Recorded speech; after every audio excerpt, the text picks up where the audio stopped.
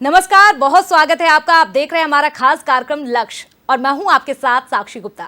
जैसे कि आप जानते हैं, हम लक्ष्य में आपको उन लोगों से रूबरू कराते हैं जो आपके लिए, आपके करियर के लिए सुनिश्चित करें और आपको सही मार्गदर्शन दें। और आज हमारे खास कार्यक्रम में हमारे खास मेहमान भी आ चुके हैं। सबसे पहले आपका परिचय कराते हैं। हमारे साथ पल्लवी गौड़, जो कि छात्रा हैं 11वीं की पीसीएम से और सिवनी मालवा से है। पल्लवी, आपका बहुत स्वागत है। साथ ही हमारे साथ Seoni Malwa higher secondary school की प्रिंसिपल भी हैं। आपका भी मैम बहुत स्वागत है। हमारे साथ दीपाली अवस्थी जी मौजूद हैं। और चलिए अब आगे बढ़ते हैं, सवालों का सिलसिला भी शुरू करते हैं। दीपाली जी, सबसे पहले मेरा आपसे सवाल है। आप प्रिंसिपल हैं, आपके काफी अच्छे अनुभव रहे होंगे, और अगर हम प्रिंसिपल की बात करें तो कब से आप ये जिम्मेदारी निभा रही हैं, और यहाँ पर अपने स्कूल की खासियत आप बताइए, कैसे बच्चों का मार्गदर्शन करती हैं? जी, सर्वप्रथम बहुत बहुत धन्यवाद मध्य प्रदेश के सबसे बड़े और सफल चैनल जो सजग, सटीक और त्वरित न्यूज़ लोगों तक पहुंचाकर समाज का सजग प्रहरी बनता है, ऐसे बंसल न्यूज़ को बहुत बहुत धन्यवाद कि आपने हमें आमंत्रित किया और हमारे स्कूल के बारे में जानकारी देने के लिए बुलाया। Tagore public higher secondary school Seoni Malwa सन 2000 से जिला नर्मदापुरम में संचालित है। हम पिछले 23 साल से सफलतापूर्वक इस स्कूल का संचालन कर रहे हैं। 4.5 एकड़ परिसर में मेरा स्कूल फैला हुआ है। लगभग 1100 बच्चों के साथ हम इस समय कार्य कर रहे हैं। मैथ्स स्ट्रीम में मेरे पास लगभग 85 स्टूडेंट्स, 85 छात्र छात्राएं हैं। यदि विगत दिवस की हम बात करें या विगत वर्षों की बात करें तो मेरे ख्याल से अतिशयोक्ति नहीं होगी कि मध्य प्रदेश में ऐसा एक स्कूल जो एक नहीं 2 बार मध्य प्रदेश टॉपर दे चुका है। 2017 में हमने मध्य प्रदेश में बायो संकाय में राखी साहू 96% दिया था। उसी वर्ष हमने मैथ संकाय, मैथ्स फैकल्टी में शिवानी यादव 96%। पूरे मध्य प्रदेश में आप मध्य प्रदेश देखें, बहुत लंबा चौड़ा है, बहुत स्कूल हैं, बहुत इंस्टीट्यूट हैं, उसमें एक छोटी सी जगह सिवनी मालवा से इन छात्रों का मध्य प्रदेश में अपना स्थान बनाना एक बड़ी बात है। वहीं 2022-23 में फिर हमने एक रिकॉर्ड बनाया है। हमारी संस्था के 2 छात्र कॉमर्स ग्रुप में और मैथ्स ग्रुप में पूरे मध्य प्रदेश में 8वां और 9वां स्थान प्राप्त करके सिवनी मालवा और टैगोर स्कूल को गौरवान्वित किया है। मेरे पास चहुमुखी विकास की मैं बात करती हूँ। छात्रों को सिर्फ किताबी की नॉलेज देना, उन्हें किताबी कीड़ा बनाने की बजाय मैं चाहती हूँ कि मेरा बच्चा चहुमुखी विकास करे। बिल्कुल, बहुत अच्छी बात आपने कही है। और भी सवाल आपसे करेंगे, हमारे साथ छात्रा भी मौजूद हैं। पल्लवी, आपका रुख करना चाहूंगी। आप बहुत अच्छे स्कूल में पढ़ाई कर रही हैं जहाँ पर टॉपर भी आए हैं। आपसे जानना चाहूंगी, आपको किस तरह से यहाँ पर पढ़ाई कराई जाती है, क्या खासियत है इस स्कूल में? So first of all, I would like to say thanks to Bansal Group and our respected principal ma'am. I am really grateful for this opportunity. So मैं 11th क्लास की छात्रा हूँ और इस स्कूल में मैं अपनी नर्सरी से पढ़ाई कर रही हूँ, जिसको लेकर अगर मैं बताऊँ स्कूल की बहुत सारी विशेषताएं हैं, जिसमें से हमें स्टार्टिंग से प्रॉपर टेस्ट दिए जाते हैं हमारे सिलेबस के अकॉर्डिंग, चैप्टर के अकॉर्डिंग, और उन टेस्ट से हम प्रिपेयर करते हैं अपना एग्ज़ाम के लिए। और सिर्फ बोर्ड क्लास नहीं, लोकल क्लासेस को लेकर भी बहुत ज़्यादा सीरियसनेस है और ज़रूरी नहीं कि सिर्फ पढ़ाई को लेकर ही हमें समझाया जाता है, और बाकी अदर फील्ड से रिलेटेड भी हमें नॉलेज दिया जाता है और प्रॉपर गाइडेंस हमें मिलता है हमारे स्कूल से, हमारे टीचर्स से, और जिसको लेकर हम प्रॉपर हमारी जो स्टडीज़ हैं उनको कंटिन्यू करते हैं। बहुत अच्छा। दीपाली जी, वापस आपसे सवाल करूंगी मैं। इस स्कूल की हमने खासियत तो जान ली, अब यहाँ की बच्चों की हम बात करते हैं। आपके क्या अनुभव यहाँ पर रहे हैं, आप किस तरह से देखती हैं? और खासकर अगर हम कोविड के बाद देखें तो ज़्यादातर बच्चे जो हैं वो ऑनलाइन पढ़ाई का रुख ज़्यादा कर रहे हैं, तो क्या आपके स्कूल में भी ऑनलाइन ऑफलाइन दोनों तरीके से पढ़ाया जाता है? क्या अदर कोचिंग भी स्कूल में दी जाती है? किस तरह से यहाँ पर और विशेषताएँ? मैडम, जैसे मैंने कहा कि Tagore public higher secondary school चहुमुखी विकास की बात करता है। हम जहां पढ़ाने के लिए मेरे पास योग्य, अनुभवी, कर्मठ और अपने क्षेत्र के कुशल टीचर हैं, वहीं मेरे पास खेल में भी बच्चे खो खो, कबड्डी, वॉलीबॉल। इस वर्ष मेरी संस्था के जैसे मुख्यमंत्री जी जो छात्रवृत्ति प्रदान करते हैं कक्षा 12वीं में 25,000 की छात्रवृत्ति, वो मेरी संस्था के 52 छात्र छात्राओं को मिली है, जो नर्मदापुरम जिले का एक अपना कीर्तिमान है कि किसी संस्था से इतने छात्राओं को मिला है। मैं जहाँ पढ़ाई की बात कर रही हूँ वहाँ पर मेरे संस्था के 2 छात्र नेशनल स्तर पर राइफल शूटिंग में ईशिता राजपूत और कबड्डी 14 वर्ष में सूर्या भाटी ने नेशनल स्तर पर जाकर टैगोर स्कूल को गौरवान्वित किया है। मेरे 10 छात्र छात्र ऐसे हैं जिन्होंने राज्य स्तर पर जाकर संस्था का नाम गौरवान्वित किया है। पिछले बार जहां मैंने आपको 10th और 12th का रिजल्ट बताया, वही मेरा 5th और 8th का रिजल्ट भी 100% रहा है। मतलब कहने का मतलब यह है कि मैं नर्सरी से 12वीं तक एक जैसी पढ़ाई कराती हूँ, सरल से कठिन की ओर। नेवर गिव अप, अनवरत, निरंतर, लगातार, सतत बढ़ना है, रुकना नहीं है। समस्याएं आती हैं, आती रहेंगी, लेकिन उनको पार करते चलें और आगे बढ़ते चलें। यही मोटिवेशन लेके, यही पॉजिटिविटी लेके, यही सकारात्मकता लेके हम टैगोर स्कूल का परिवार, मेरा स्कूल, मेरे जो स्टाफ है वो मेरे सहयोगी हैं, मेरा परिवार है, हम सब मिलके मेहनत करते हैं, तब जाके एक कुछ अच्छा फल, एक सुफल आपके सामने। बिल्कुल बिल्कुल दीपाली जी, और आप जैसी अगर मैम हो और वो बच्चों को इस तरह से टिप्स देकर उन्हें मोटिवेट करती हूँ, तो कहीं ना कहीं बच्चे तो इस स्कूल से टॉपर निकलेंगे ही। पल्लवी, यहाँ पर अगर बात करें, जिस तरह से हमारा प्रोग्राम है, लक्ष्य नाम है, तो लक्ष्य को लेकर ही हम बात करते हैं। आपका क्या लक्ष्य है, क्या एम है, क्या टारगेट आपने सोचा है? So I love astronomy and I am interested in astronomy, and the day by day my interest increases in astronomy. So I just want to achieve something in astronomy. बिल्कुल। दीपाली जी, बच्चों को लेकर अगर कहा जाए तो जैसे कि आपने बताया कि यहाँ पर काफ़ी लंबे समय से आप हैं, तो देखा जाए तो सब्जेक्ट, अलग अलग सब्जेक्ट की अलग अलग टाइम देना भी बहुत ज़रूरी है। और अगर हम टाइम मैनेजमेंट की बात कर ले, तो बच्चों को इसको लेकर क्या कुछ खास टिप्स दिए जाते हैं? किसी बच्चे को केमिस्ट्री टफ लगती है, तो किसी को मैथ्स टफ लगता है, किसी को फिजिक्स, तो यहाँ पर आप मेंटेन कैसे करती हैं? सबसे पहले तो मैं ये बताना चाहूंगी कि पढ़ाई आपको शुरुआत से ही करनी है। जून और जुलाई से ही आपको ज्यादा लोड नहीं लेना है। जैसे आप रेगुलर पढ़ाई करते हैं, जैसे रूटीन में पढ़ाई करते हैं, वैसे पढ़ाई करते चलिए। नोट्स बनवाइए, टीचर आपको नोट्स बना के दें, और साथ ही मैं तो बच्चों को प्रेरित करती हूँ कि आप अपने सेल्फ नोट्स बनाएं, क्योंकि जब आप सेल्फ नोट्स बनाते हैं तो आपकी आधी तैयारी नोट्स बनाते समय हो जाती है।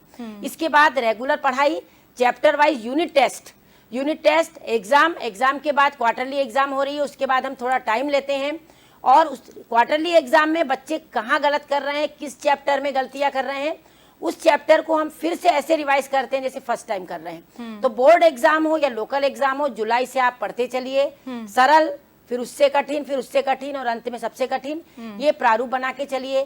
कोई लोड मत लीजिए, कोई तनाव मत लीजिए।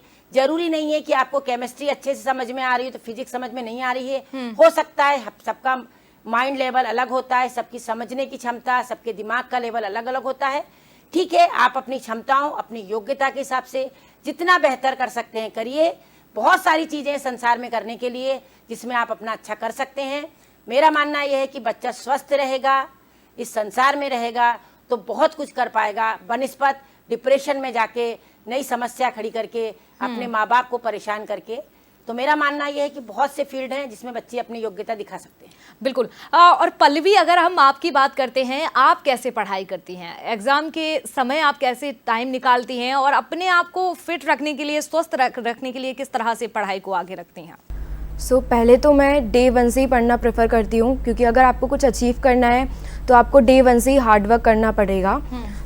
एक प्रॉपर स्ट्रेटजी के साथ, एक प्रॉपर प्लान के साथ मैं अपनी पढ़ाई शुरू करती हूँ, और एग्ज़ाम के ड्यूरेशन में मैं थोड़ा ज़्यादा टाइम देती हूँ अपनी स्टडी को, और जिससे मुझे एक प्रॉपर, अगर स्ट्रेटजी से मैं वर्क करूँगी तो मेरा जो टाइम मैनेजमेंट है वो सही रहेगा, जिससे मुझे क्या पढ़ना है क्या नहीं पढ़ना है उस पर ज़्यादा फोकस करना पड़ेगा। तो अगर मैं बात करूँ, तो अगर एक टाइम मैनेजमेंट की अगर बात करूँ तो वो टेस्ट से क्लियर होता है। जो हमारे स्कूल्स में प्रॉपर टेस्ट होते हैं, जिसके कारण जो टेस्ट होते हैं उनसे हमें पता चलता है कि किस कॉन्सेप्ट पर हमें ज़्यादा टाइमिंग देना पड़ेगा, या कुछ हमें जो टफ लग रहा है उसके डाउट्स जो हैं वो कैसे क्लियर कर सकते हैं हम। बिल्कुल। मैम, आपसे जानना चाहूँगी मैं, यहाँ पर आपका काफ़ी लंबे समय से यहाँ पर स्कूल में अनुभव रहा है, तो अलग अलग बच्चों को भी आपने देखा। कभी हम देखते हैं कि बच्चा जब 9th क्लास में होता है तब उसका एम कुछ और रहता है, डॉक्टर बनना चाहता है, लेकिन जब उसकी समझ बढ़ती है और उसको लगता है कि अब तो मुझे सब्जेक्ट जो है वो मैथ्स अच्छा लगने लगता है, और फिर वो बताता है कि अब तो मुझे इंजीनियर बनना है, तो क्या आपके भी ऐसे समय के साथ अनुभव रहे हैं जो बच्चों का लक्ष्य जो है वो बदलता हुआ आपको नजर आया? क्या अनुभव रहे? जी, ये बहुत सही बात की, क्योंकि 9th तक बच्चा उतना मैच्योर नहीं हो पाता है कि वो सही या गलत का निर्णय कर सके, या उसे क्या बनना है वो समझ सके। तो इसके लिए ये है कि मेरा तो मानना ये है कि हर व्यक्ति को जीवन में 2 प्लान लेके चलना चाहिए, ए और बी। ए प्लान मान लीजिए आपने किया है, 9th तक आप सोच रहे थे कि मुझे ये बनना है, उसके लिए आप मेहनत कर रहे थे, पेरेंट्स ने भी मेंटली अपने आप को प्रिपेयर कर लिया है कि मेरा बच्चा इंजीनियर ही बनेगा या डॉक्टर ही बनेगा, लेकिन आप 11-12 तक आके आपका मन होता है कि नहीं मुझे तो फोटोग्राफी में जाना है या मुझे आप जैसा अच्छा रिपोर्टर बनना है। तो मेरा मानना है, पेरेंट्स को भी मैं सलाह देना चाहूँगी कि आप बच्चे की क्या इच्छा है, बच्चा किस में अपना बेहतर कर पा रहा है, उसमें उसको जाने दीजिए। सफल होना है वो उस क्षेत्र में ज्यादा सफल होगा जो वो अपने मन से करेगा। लादी हुई चीज और मन से करनी चीज दोनों में अंतर है।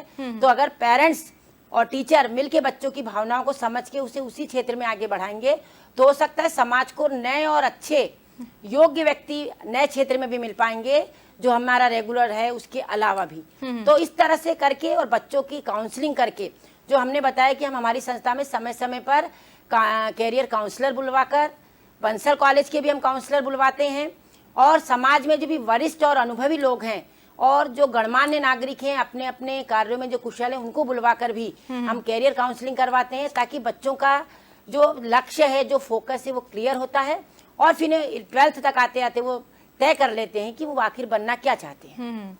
बिल्कुल पल्लवी, यहाँ पर आपसे भी जानना चाहूंगी मैं, आप क्या बनना चाहती हैं, आपके क्या कुछ सपने हैं, और साथ ही आप पढ़ाई से हटकर अगर इस स्कूल में बात करें तो और क्या कुछ होता है? क्या यहाँ पर सेमिनार भी आते हैं और क्या अलग से भी आप लोग कोचिंग लेती हैं, या फिर इस स्कूल में भी आपको इतनी स्टडी करा दी जाती है कि आपको ज़रूरत नहीं पड़ती है?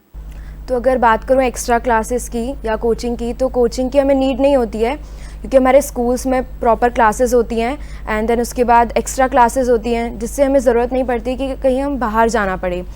और अगर हमें कुछ भी डाउट्स हैं तो हम एनी टाइम हमारे टीचर से कांटेक्ट कर सकते हैं फॉर आवर्स हमारे डाउट्स को लेकर। और अगर एक्टिविटीज़ की बात करें तो सिर्फ पढ़ाई को ही लेकर नहीं चलते हैं, बाकी अदर एक्स्ट्रा करिकुलम एक्टिविटीज़ पर भी फोकस किया जाता है, जैसे कि सिंगिंग, डांसिंग और बैडमिंटन, टेबल टेनिस, क्रिकेट, इन सभी चीज़ों को भी बहुत ज़्यादा ध्यान दिया जाता है। और मुझे भी अगर मैं अपनी स्टडी से अगर थोड़ा सा मुझे रिलैक्स चाहिए या मेरा जो प्रॉपर जो टाइम चल रहा है अगर उसमें मुझे ब्रेक चाहिए तो मैं सिंगिंग करना या चेस खेलना पसंद करती हूँ, जिससे मेरा जो रिलैक्स होता है, और उसके बाद जब रिलैक्स के बाद मैं फिर पढ़ने बैठती हूँ तो एकदम फुल कंसंट्रेशन के साथ पढ़ पाती हूँ। बिल्कुल मैम, यहाँ पर जिस तरह से बच्चे जो हैं बहुत ही अच्छे उनके एम जो है वो नज़र आ रहे हैं, जिस तरह से पल्लवी लगातार हमें जानकारी दे रही हैं कितनी अच्छी तरह से वो पढ़ाई कर रही हैं। अगर आपकी बात करती हैं, आप इस स्कूल के बारे में क्या सोचा है आपने, भविष्य के लिए क्या कुछ प्लानिंग करके रखी है, जिस तरह से बच्चे यहाँ पर, क्योंकि आपके यहाँ से टॉपर निकल रहे हैं? जी मैम, सबसे पहले तो ये बात है कि राष्ट्रीय शिक्षा नीति जो हमारी आई हम उसको फॉलो करेंगे और आने वाले वर्ष में हम बैगलेस कॉन्सेप्ट लेके आ रहे हैं नर्सरी क्लास से 5th तक। जो अब हम जनरली देखते हैं कि किताबों के बोझ से बच्चे, छोटे छोटे बच्चे परेशान हो जाते हैं, तो हम बैगलेस कॉन्सेप्ट लेके आ रहे हैं। हम टर्म वाइज बुक लगा रहे हैं, एक बुक रहेगी जिसमें सारे सब्जेक्ट रहेंगे, वो मंथली बुक होगी, एक बुक रहेगी, एक कॉपी रहेगी, वही बच्चे को 1 महीने लेके आना है। उसका जब वो कोर्स खत्म हो जाएगा तो वो बुक और कॉपी वो व्यवस्थित रूप से ऑफिस में जमा करा देगा, फिर सेकेंड बुक लेके आएगा, उसको पूरा मटेरियल भी मिल जाएगा और उसको ज़्यादा वजन भी नहीं उठाना पड़ेगा।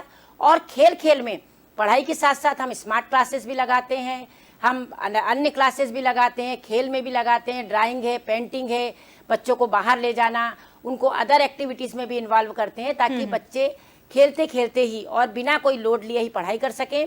आने वाले सत्र में मैं मेरे संस्था में डिजिटल क्लासेस शुरू कर रही हूँ, डिजिटल लाइब्रेरी शुरू कर रही हूँ, ताकि समय के हिसाब से हम चलते रहें और बच्चों को अधिक से अधिक हमारी संस्था में रहकर लाभ मिल सके और वो उन्नति के शिखर पर, जिस तरह आज बंसल न्यूज़ और बंसल ग्रुप है, बंसल कॉलेज है, उसी उन्नति के शिखर पर टैगोर स्कूल के छात्र छात्रा भी पहुंच सके। पल्लवी, आपसे जानना चाहूंगी, आप डिजिटल जमाना है तो ऐसे में टेक्नोलॉजी को आप कैसे देखती हैं, कितनी आपकी हेल्प होती है इससे, इसके लिए आपके क्या सोचना है आपका? टेक्नोलॉजी एक मेजर रोल प्ले करती है आज की अगर बात करें।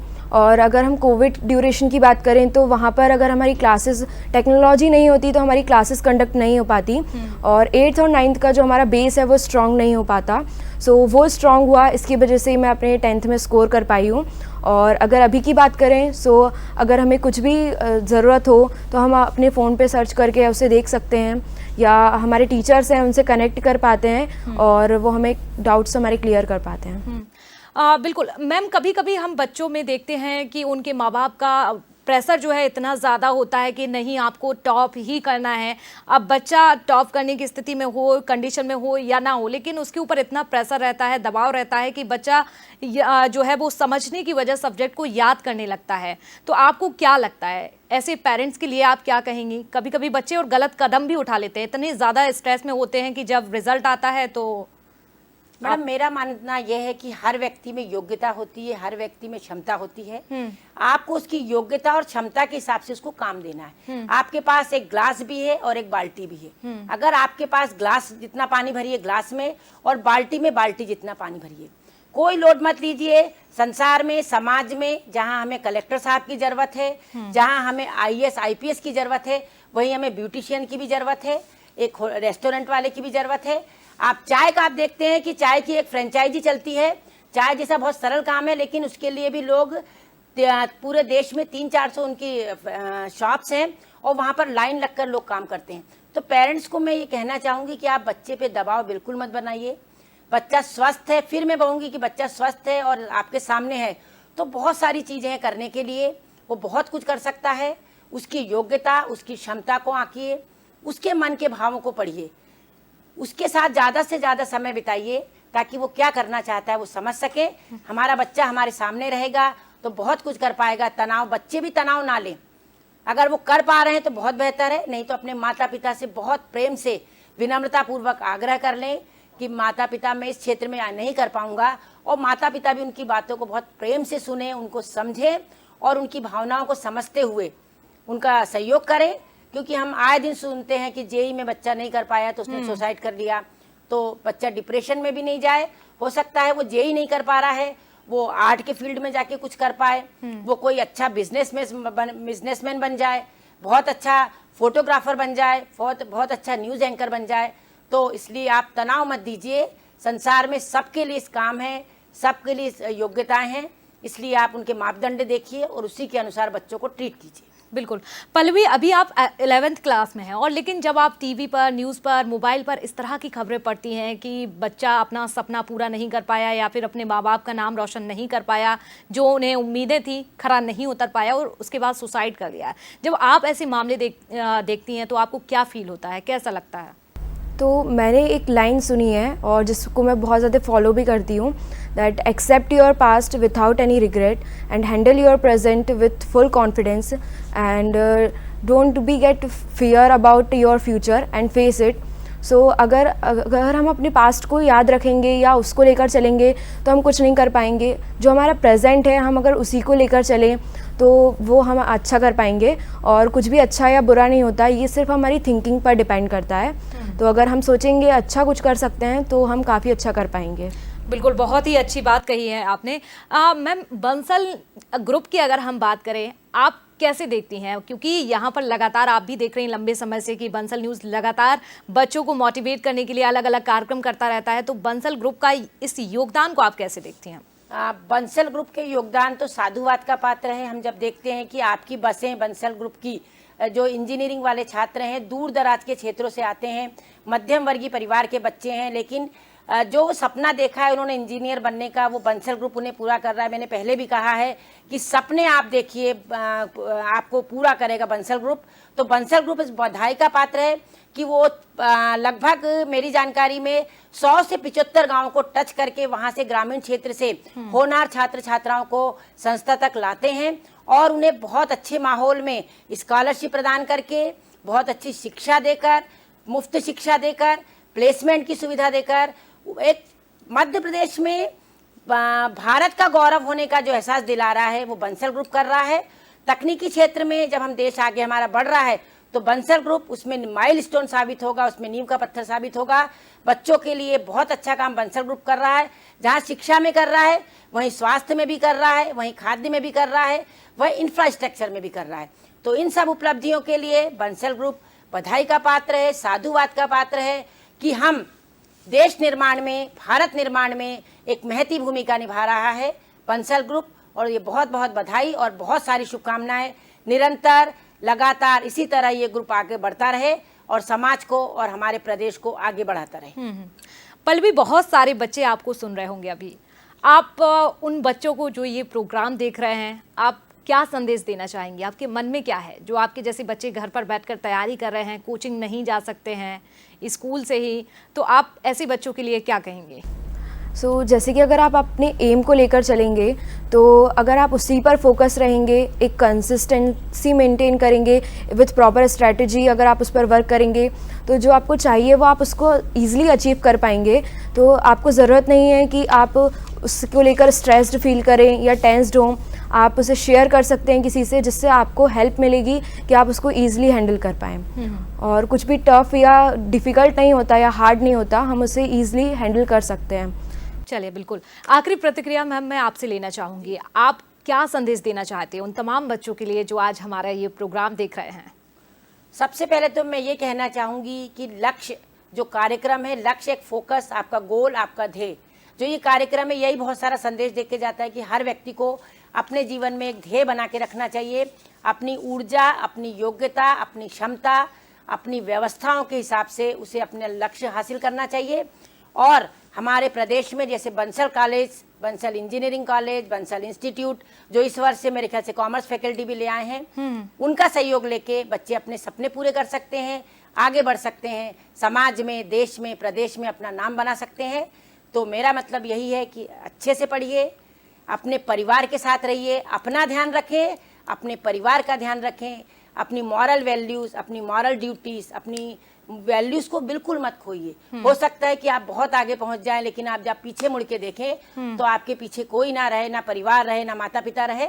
सबको साथ में लेके चलिए, सबके साथ आनंद आएगा। जीवन बहुत खुश रहने का स्थान है। समस्याएं चलती रहती हैं, आती रहेंगी, कोई दिक्कत नहीं है।